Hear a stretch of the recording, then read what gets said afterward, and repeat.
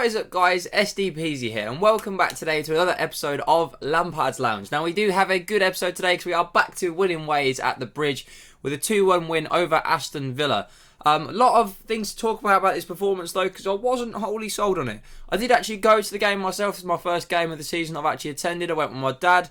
So there's a match day vlog coming soon in the next few days. I'm not quite sure when it'll be out, but there is a match day vlog coming out as well. So we've got like 2 videos at this game, so it should be quite cool. It was my first game I've been to this season. But let's jump into the old team sheets and have a look at what we thought of the squad's pre-match. So here we go. We had Chelsea going with a 4-2-3-1.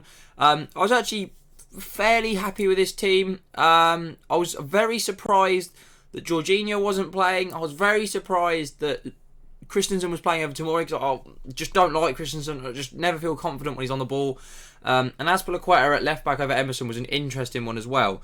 So going to this game, I was a bit iffy with some things. I wasn't 100% happy with some things I was seeing, but it actually turned out we played okay. We played okay for the first 35 minutes, no, half hour, and then we stopped. We just stopped. It's weird. Chelsea seem to do it. I'll talk about it more in a minute.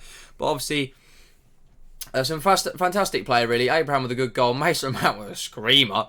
Some good substitutions. I actually thought slight worry about Abraham coming off. He looked slightly injured maybe, but it looked more like a gentle one. And Batshuayi coming on.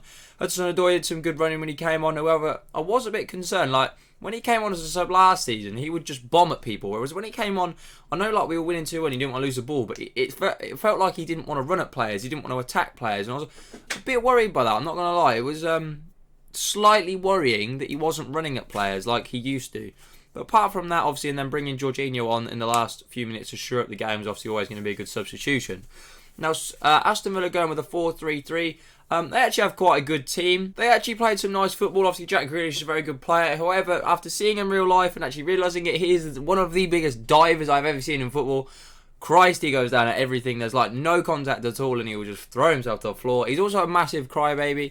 Every time something went against him, he'd proper cry about it.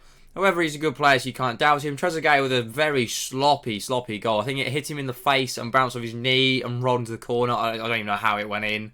Obviously, John McGinn's a very good player. Wesley's a bit of a tank, and so is Mings. I thought he played quite well, actually, Mings.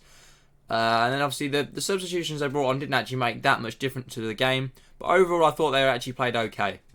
So, going into the positives and negatives of this performance.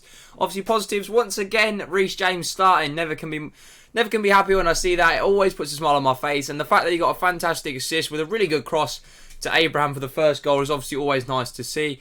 I like to see that. The only way that could get better for me is if Loftus-Cheek played a nice little through ball over to James, crosses it in, Abraham. It's like a nice little youth goal, but Loftus-Cheek is a few weeks off yet, so I won't get myself too ahead of myself. Now, Mason Mount, what a goal, lads. Seriously. Decent ball in from Willian. Abraham with a fantastic bit of hold-up play, chesting it down. Mount's just banged it on the volley. Top bins. What a way to win the game. Seriously. What a fantastic finish. If you haven't seen it, please check it out on Twitter or something, or Sky Highlights or something. It is fantastic. You won't struggle to find it. It's a banger. Seriously, what a goal. And I was right behind the goal for it. So I got an amazing view of it. It was fantastic. And obviously, like I say, Tammy is back. A headed goal, very good movement for that. The chest to Mount for his goal, so got an assist as well. What a performance the man put in. And we just missed him against West Ham. We just did. Like, he's probably one of the most influential players on the pitch for Chelsea nowadays.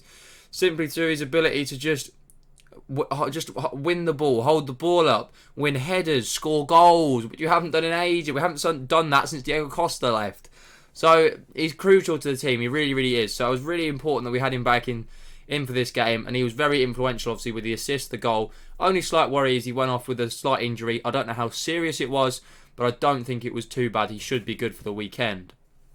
And obviously, Kepa has come under a lot of stick recently. Undeserved, I would say. He has been shaky at times, and I have spoke about him in these videos being shaky, but undeserved. With how good he's been for us in general, I feel it's harsh to criticise the guy. However, what a save he made. You probably haven't seen this anyway, because I didn't actually see it posted anywhere, and I was surprised. At 2-1, I'm talking 87th, 89th minute, maybe even into the 90s. Kepa pulls out, I think it was a Mings header, A fantastic save, diving across his goal to turn it away and out for a corner. What a save it was, seriously. We were at the other end of the pitch, but my God, what a save. It was fantastic. I was like, he's really redeemed himself there, and he needs a lot of praise for that. Because he's got a lot of stick, which I thought was unfair, but if you're going to give him stick, you've got to give him praise for that save. Then going on to the negatives, defensive awareness and marking is a big one. Azpilicueta is the worst player on the pitch for it. He was at fault for the goal massively because his player that played the cross was like in 10 yards of space before Azpilicueta even reacted. And then all game, me and my dad stood just watching him. He had players 10 yards away from him not marking. He was unaware they were there. His defensive awareness is shocking. And Christensen doesn't help that either, because his is pretty poor. Zuma was actually good, to be fair, and obviously Reece James played very well as well. But it doesn't help when half your defence seem to have no defensive awareness and can't mark players from crosses. That's worrying. Azpilicueta was marking Tyrone Mings. Now, who set that up? Really? Like, really? He's seen Tyrone Mings. Oh my God. And then at the other end, crossing. Now, crossing is a problem that I've had with Chelsea for a long time, especially with one player, in that one player being Willian. The guy never beats the first man. He can't beat the first man from a corner, a free kick, a cross. Everything is first man. And it's rubbing off on players. I mean, Mount started taking the corners eventually and actually started taking some good corners. But his delivery is terrible. It is so bad. It's laughable. I mean, it's only funny because we still somehow won this game. But wow, it's bad, and it is every week. Crossing is something that really needs working on the training ground with Lampard. And the biggest problem I had was actually we scored and then just stopped playing football. Like the first half an hour of the game, we played lovely football. We scored a goal. We were playing brilliantly, and then we stopped, and then we conceded.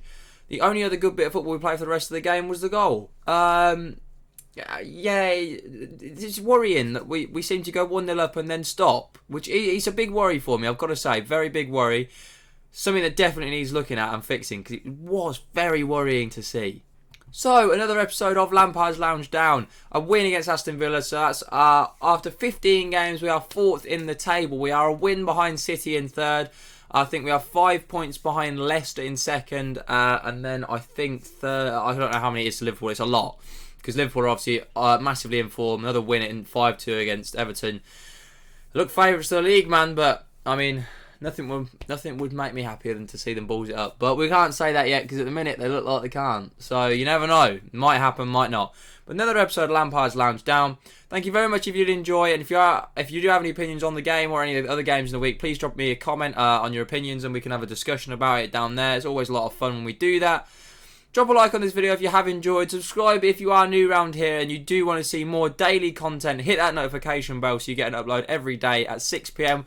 We are so close to 100 days now. I think this might even be 98 or 99. So, and that's days in a row uploading. So I'm very proud of myself. Hopefully you guys have enjoyed it and you're sticking around for the journey. Thank you very, very much for supporting me on this way. I hope you've enjoyed. Thanks for watching and peace.